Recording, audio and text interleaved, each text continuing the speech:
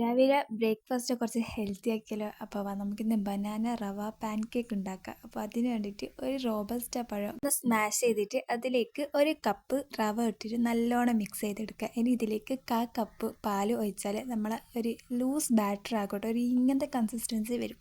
ഇനി ഇതിലേക്ക് നിങ്ങൾക്ക് ഹണി വേണമെങ്കിൽ ഹണി, ഞാനിപ്പോൾ 1.5 ടീസ്പൂണ് പഞ്ചസാരയും നുള്ളു ഉപ്പും കുറച്ച് ഒരു ടീസ്പൂൺ നെയ്യും ഇട്ടിട്ട് നല്ലോണം മിക്സ് ചെയ്തിട്ടോ.